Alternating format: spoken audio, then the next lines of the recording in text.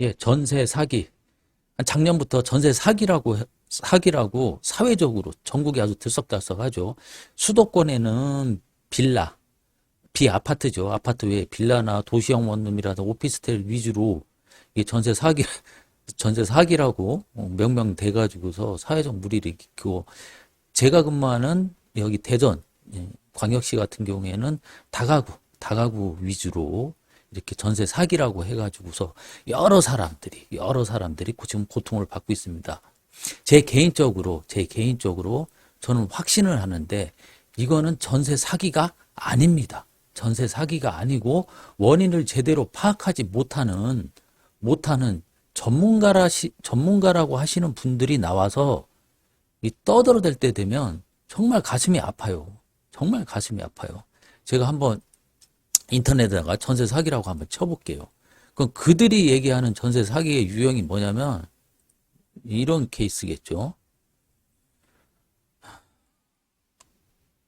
어떻게 하냐면 건축주가 있고 이렇게, 그리고 중개사들이 껴서 매매 계약을 채고, 일부 몰지각한 부동산 중개인들이 높은 수수료에 눈이 멀어서 집주인, 실질적으로 깡통 전세를 놓게 되어서 발생한 거다. 그리고 분에 넘치게 건축주들이 집을 짓고 바지 사장을 내어줘서 일부러 고의적으로 보증금을 돌려주지 않으려고 하는 거다라고 진단을 내리신 분들이 많아요. 근데 저 개인적으로는 그렇게 생각하지를 않습니다. 그러니 대책이 나온 것들이 기껏 LH에서 매입을 해가지고 임차인들을 해주겠다 이렇게 생각하는데, 이건 그렇지가 않습니다. 이 원인은 뭐냐? 제 개인적으로 과거에서 있었던 정부의 정책을 보면 옵니다. 정책을 2017년 때부터죠. 박근혜 정부 때부터죠. 사실 노무현 정권 이후로 2006년도, 2008년도 이후로 계속 부동산은 하향을 치러갔었어요. 이명박 정권에서 아파트나 빌라를 지기 시작했습니다. 그렇게 해도 부동산이 활성화가 되지 않았었어요. 그래서 2017년도 박근혜 정부 있을 때, 이때 경기 부양을 위한 규제 완화를 했습니다. 그때 당시에는 이자도 싸게, 그리고 부동산을 사는 사람들이 없었어요. 여기에 결정타가 또 뭐였냐면은 가계부채 종합관리대책으로 인해 가지고서 유동성이, 한국은행에서 각 시중은행에 엄청나게 대출, 금융정책을 피게 되는 거죠. 그래서 문제가 뭐였냐면은 우리나라의 독특한 제도인 이 전세자금. 제가 현업에 있었죠. 17년, 18년도 무슨 문제가 생겼냐면, 전세를 얻으시는 임차인 분들이 예전에 방이 10개라고 하면 한 3개 정도, 30% 정도밖에 안 됐었어요. 그나마 전세를 얻으시는 분들도 돈이 있는 분들만 얻었어요. 돈이 있는 분들만. 그런데 LH공사, 중소기업청, 주택기금, 그리고 향후에, 그리고 지방자치단체까지 모두 다 난리가 났었어요. 그러니까 프랜카드고 뭐 다 해가지고 전세자금 대출을 받아가라고 난리도 아니었어요. 그럼 어떻게 됐느냐? 제가 17년, 18년도에 느꼈습니다. 방 10개가 갑자기 8개, 7개 이상을 다 전세 세입자로만 하는 거예요. 월세 구하는 사람이 없어요. 월세 구하는 사람들이. 우리가 손님을 만나보면 전세 월세가 7대 3이었어요. 월세가 7이고 전세가 3이었어요. 제가 부동산을 한 지도 지금 14년이 넘었으니까, 초창기에는 전세는 아주 10%에서 30%만 되던 게, 어느 날 갑자기 저 청년들, 신혼부부, 그리고 사회 초년생들 그냥 막 받아갔어요. 이 사람들이 돈을 갚을지 말지 모르고, 대표적으로 LH 전세 같은 경우에는 부모가 못 사면 못 살수록, 그리고 그 사람이 엄청 경제적 약자일 경우에는 대출을 더 많이 해주는 게 전세자금 대출이 그 취지가 그렇죠. 이 정부 대책이라는 게 그래요. 항상 좋은 일 하다가 사람 잡아요. 그리고 국민들도 자꾸 대책을 마련하라고 하면은 이게 이상하게 나한테 역으로 돌아옵니다. 그래서 전세자금 대출로 전세를 구하는 사람들이 급증을 했어요. 보통 한 3, 4배가. 그런데 시장에는 주택이라는 말에는 아파트, 대표적인 거죠. 그리고 아파트 외로 나눌 수 있어요. 제가 지금에 와서 전세 사기를 하려면. 아파트 외는 자기가 매매해가지고 사고 싶지는 않아요. 근데 거주는 하고 싶어 하는 곳이 있단 말이죠. 왜 그러냐면은 그 위치가 좋다든지, 풀옵션을 넣어준다든지. 근데 이게 투자를 해서 매매가액이 오르거나 뭐 할 것 같지는 않아. 임대 수익은 좀 나올 수는 있겠지만, 이런 것들이 아파트 외에는 빌라나 도시형 원룸이나 다가구, 다주택 이런 것들이 있어요. 이런 것들로 대부분 임차인들을 집어넣게 됩니다. 아파트는 비싸고 그리고 사도 매매 차익이 생기고 이렇게 됐거든요. 이 주택이라는 거에. 근데 결과적으로 전세 사기를 당하시는 분들이 다 이런 쪽이었어요. 죄송한 얘기인데 제가 이 전세 사기를 당하신 분들에 대해서 뭐라 말씀 못 드리지만 제가 1년에 200개에서 많게는 400개의 전세를 썼었어요. 2018년도에 피크였습니다. 거의 LH 전세를 썼었지만 근데 손님들이 돈은 한 푼도 없고 20살 뭐 몇 살 되시는 분들이 그러니까 임차인분들도 어느 정도 책임은 있습니다. 제가 볼 때는.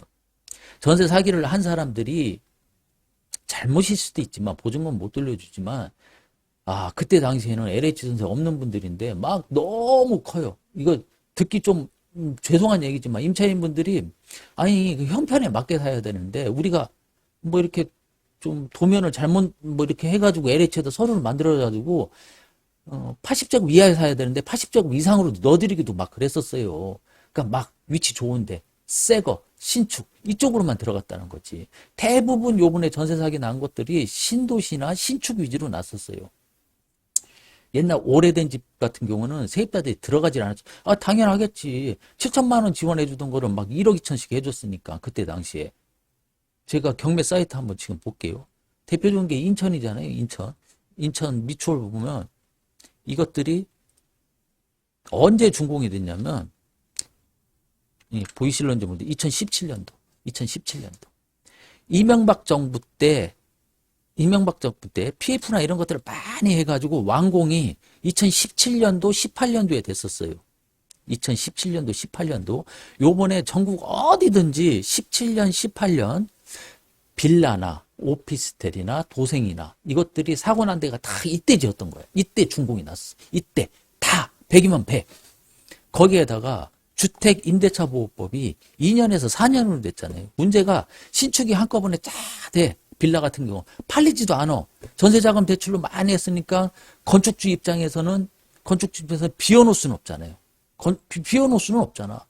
그러니까 월세가 좀 와줘야 되는데 월세가 안 와. 그러니까 전세로 다 했어. 거기에다가 결정적으로 2019년도 문재인 정권 때 가격이 급등을 하니까 기획재정특위 국토부에 주사님이 한 분 계신데 그때 당시 제가 이걸 기억을 하죠. 부동산 정책을 할 때 주택이라는 말을 안 썼으면은 이런 사단이 또 안 났을 수도 있어. 첫 번째는 내가 이게 전세 사기라는 거 내가 볼 땐 전세 런 현상이라고 해야 돼요. 전세 보증금 못 돌려주는 거는 그때 전세자금 대출을 많이 해줬다. 그리고 주택 외 매매가 안 되지만 임대로 들어가서 살만한 집들로 전세가 다 몰리기 시작했어요. 그런데 거래는 하지 마가 돼버렸어요. 왜? 주택이라는 말을 국토부 30살 쪽 간 넘은 7급 주사님께서 아무것도 모르고 이때 2019년도에서 21년도까지 아파트가 급증할 때 대책 마련한다고 주택이란 말을 딱 써버렸어. 제가 이거 정확히 기억을 하죠. 그날을 정확히. 이때 주택이란 말을 안 쓰고 아파트와 고급 빌라 그리고 분양권만 규제만 했으면 됐어요. 그리고 나머지 빌라 오피스텔은 주택이라고 해가지고 매매를 딱 못하게 했어요. 부동산 상승의 원인이 다주택자 때문이라고 난 생각을 안 해요. 대출이 많아졌어요. 안 팔리면 전세 주지. 뭐 이런 식이 돼서 갭 투자가 아주 활성화됐었어. 사실은 아파트 가격이나 모든 부동산 가격을 올린 거는 전세자금 대출이 거의 저 입장에서는 지방 같은 경우는 7, 80%를 올렸어요. 다라고 생각을 해야 돼. 그걸 또 없는 사람들한테 돈을 꿔줘가지고 갚지도 못한 사회 초년생들이나 뭐나. 그게 또 언제 됐었냐. 2017년도부터 19년도에 준공된 신축 부동산 건물에 집중적으로 다 됐어요. 근데 이게 문제가 뭐냐면 오피스텔이나 이렇게 하는데 치면 한 동에 500세대 많게는 200세대가 있어요. 근데 우리나라는 주임차법이 2년 또 거기다 북한이 또 4년으로 바꿔버렸죠. 2년이나 4년이 되면 갑자기 막 쏟아져 나와요. 그러면 주인이라도 따르면은 형편에 맞게 갚기라도 하지. 한 바구니에 다 갚아버리는 거예요. 그럼 빌라왕은 있는데 왜 아파트왕은 없어요? 이때 빌라왕들이 생긴 거예요. 우리가 빌라왕이라고 하지만 그 사람들은 불쌍한 사람들일 수도 있어요. 어떻게 보면. 매매가 안 돼요. 제가 부동산 가격의 상승 주범이 다주택자가 아니라고 얘기하는 거는 통계를 내보면 돼요. 제가 17년도부터 지금까지 한창 오르던 20년도, 22년도 그리고 지금에 이르기까지 내 주변에 있는 다주택자들은 2개에서 3개밖에 안 가져요. 그 이상을 가질 수가 없어요. 우리나라의 독특한 아주 강한 세금 제도에 의해서 그 이상을 가지면은 이건 말도 안 되는, 그러니까 경제 활동을 할 수 있는 경제 지능이 없는 사람들이에요. 그리고 저는 항상 주창을 하지만 아파트 외에 이런 것들은 매매를 자유롭게 해가지고 오히려 비과세를 해줘야지 산다. 다주택자가 있어야지 세입자가 살아남지. 그런데 너무 많으면 안 되고 2-3개만 갖고 재력이 있는 사람들이 가속 활성화를 시켜야 돼. 오로지 다 아파트만 사잖아요. 아파트만. 요 근래 아파트 가격이 오른다고 하죠. 전세가 없으니까. 비아파트에서 전세 없는 것들이 다시 아파트로 전세를 찾으니까 또 가격을 또 올려주잖아요. 이때 되면 또 아파트 가격이 오르면 뭐라고 할지 나 겁이 나요. 또 세금으로 다 때려버릴런지 어쩔런지. 이게 항상 문제였다는 거죠. 자, 그래서 제 개인적으로는 이 전세자금 대출 받아 10개 중에 예전에 3개밖에 전세로 안 놓던 것들이 이게 역으로 7개에서 8개 혹은 초과가 됐다. 이게 원인이에요. 그러니까 건축하시는 빌라나 이 사람들도 집을 져놓고 보니 월세 7 그리고 전세 3을 내는데 월세 손님들이 안 와. 다 전세래. 다 전세. 응? 전세. 이때 당시 정부에서 그냥 월세 지원만 해줬으면 오히려 주인도 살고 세입자도 살고 그랬을 거예요. 있는 사람 죽으면 없는 사람 더 죽는 거고 건물주 죽으면 세입자가 먼저 죽는 거거든요. 이걸 몰라요. 그냥 요즘은 막 이렇게 그 정치권에서 갈라치기만 하잖아요. 있는 사람 없는 사람 경상도 전라도 심지어는 20대 남녀까지 나눠놓자. 그래야지 자기들이 득표하고 나는 거 아니에요. 그 대책이라고 하는 것들이 결국에 찾아보면은 음흉한 공인중개사들과 건축주들이 짜고서 이거를 놨다. 제가 볼 때는 전세자금 대출이 워낙 많아져가지고 수요를 찾는 사람들이 많다 보니까 시장 논리에 의해 가지고 과대 수요가 생긴 거예요. 쉽게 해가지고 인플레가 온 거예요. 금융자산이 너무 많이 풀린 거야. 금리도 싸지고.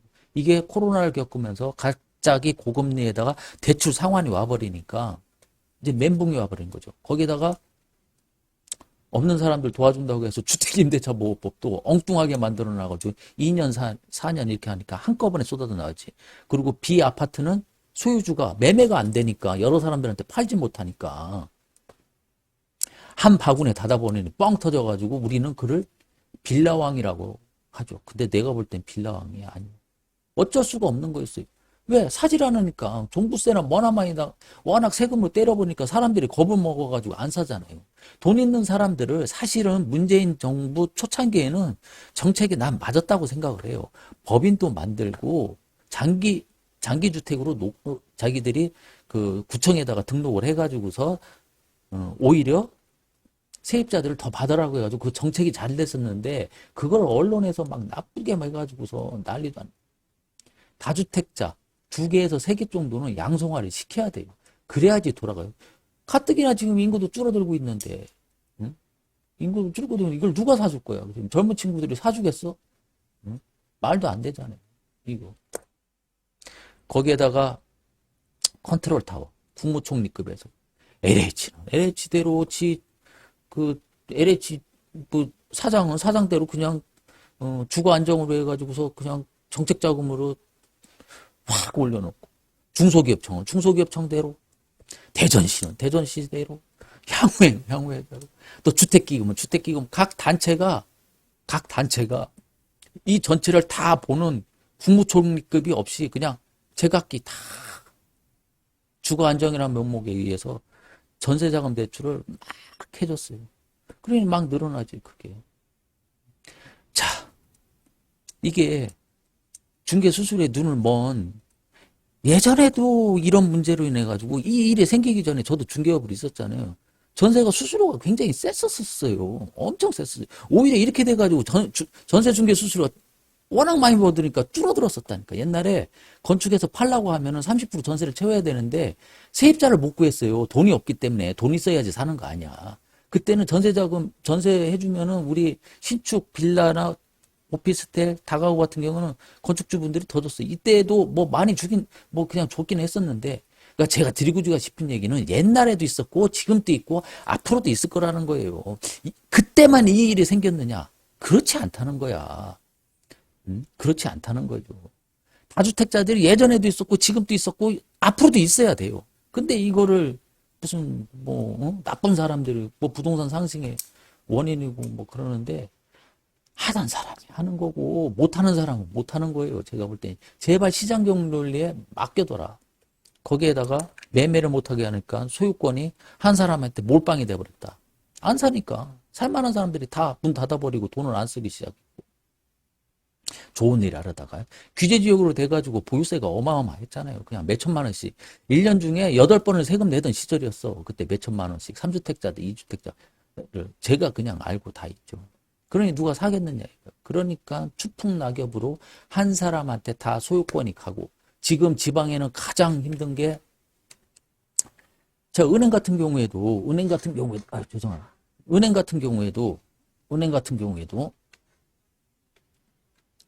뱅크런이라는 게 있잖아요.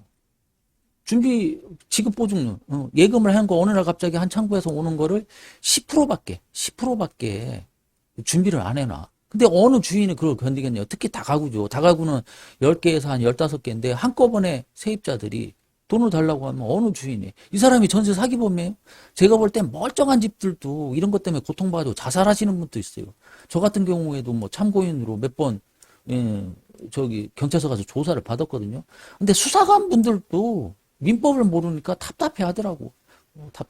여담인데. 하여튼 원인은 전세자금 과다다. 전세자금 과다. 그리고 소유권 한 바구니 하지 말고 여러 사람한테 했어야 되는데, 국민들도 문제요. 뭐 먼 일만 생기면 대책 마련해달라고 하니까 항상 그게 우리한테 똥으로 돌아온다고 제가 하잖아요. 뱉어냈는데 다시 똥 먹는 격이라고. 그게 과도한 세금으로 인해 가서 안 살려고 하니까. 다주택자는 2명에서 3명짜까지는 제가 볼 때는 앞으로를 위하면 더 활성화시켜야 돼. 세금 감면시켜줘야 돼.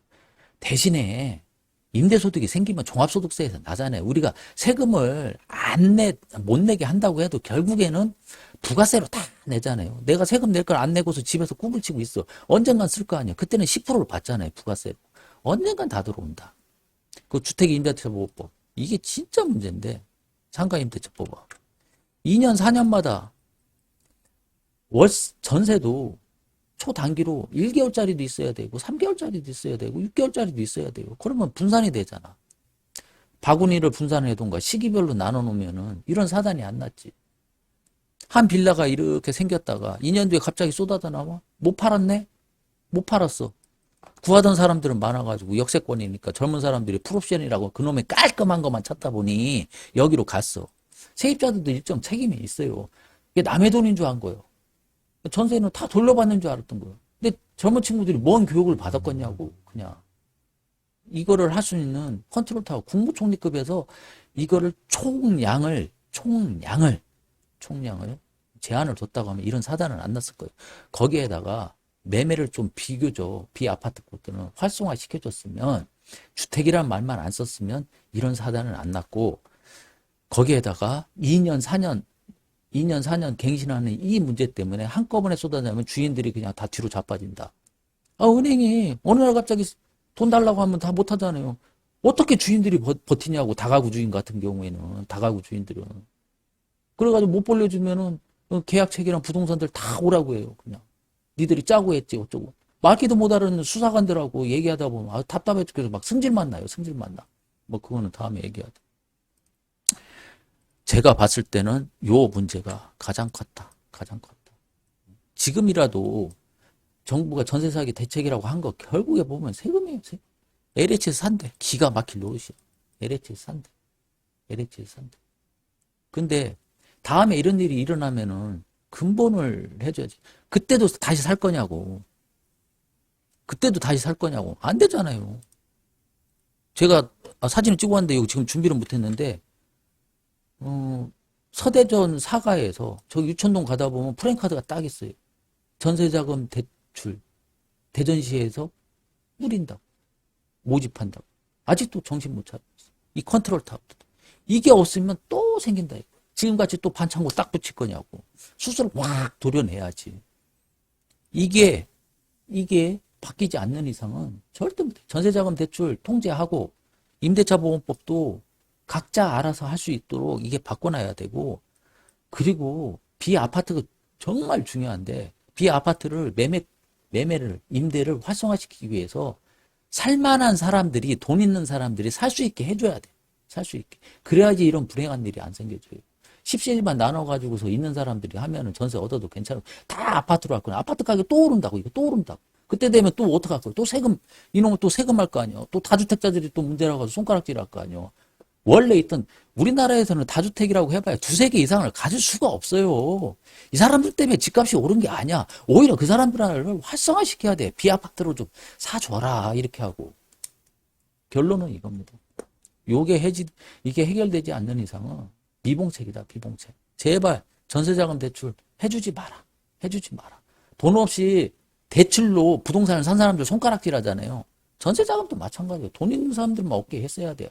그냥 애꿎은 그 젊은 친구들 그냥 사회초년생에다 신혼부부에다가 무슨 다자녀자들은 그래서 분들이 돈이 뭐가 있겠냐고 그런 사람들만 지금 싸가리 나버렸지. 안 됐지만 그리고 전세 얻는 것도 경제활동의 하나입니다. 이거 주인이 다 책임져 준다. 누가 코로나하고 금리가 이렇게 오르갈 줄 알았어. 항상 그럴 줄 알았지. 항상 그럴 줄 알았지. 이게 딱 끊어지니까 이렇게 폭탄이 났는데 제가 볼 땐 지금 전세 사기가 아니라 전세런 현상이다. 뱅크런처럼 예금 달라고 하더라고요. 바로 그거이다. 라고 저는 생각되고, 이런 문제에 대해서 워낙 질문을 많이 받고, 제가 또 참고인으로 수사받다 보니까 했던 말도 하고 하니까, 뭐 혹시나 해가지고서 제가 이 영상을 한번 찍어봅니다. 이게 영향력 있어가지고서, 그 좀 무식한, 증권회사 출신들이나 교수님들 나와가지고서 뭐 부동산 중개인하고 그거를 짜가지고 어느 바보가 건축주가 전세 주겠다고 집을 짓겠어요. 그리고 뭐 이런 얘기 많이 하잖아요. 뭐 대학력하고 뭐 전입하고 이거는 바로 지금을 하면은 그 사이에 뭐 건축주가 집에 그 대출을 받아가지고서 뭐 이거 대학력하고 전입하고 하루 차이 나잖아요. 야, 그걸 왜 이렇게 써먹는지 모르겠어요. 말도 안 돼. 이루어질 수가 없어요. 실무를 안 해본 사람들이 하는 얘기예요. 그게 뭔 얘기요. 말도 안 되는 거 갖다가 전입신고해가지고서 뭐 건축주가 그 시간에 뭐 전세 계약을 먼저 한 다음에 대출을 받는다는 말도 안 되는 소리. 대출을 받아봐가지고 은행 직원을 한번 그런 전세 담당자들을 저기 전문가라고 물어놓고서 다 하는 게 이렇게 말씀하시는 분을 내가 유튜브나 이런 걸 못 봤어요. 그리고 전세 사기란 말도 좀 안 했으면 좋겠어. 심리적으로 위축돼가지고 다 돌려달라고 하잖아. 응? 이게 그 뱅크런 생기니까 입 꾹 해가지고 보도자료 딱 막았잖아요. 이거 뭐 난리를 치니까 오히려 더 멀쩡한 집도 지금 전세를 안 나가게 돼 있어가지고. 안타까운 마음에 제가 이 동영상을 한번 올려봤습니다. 예, 오늘 여기까지입니다.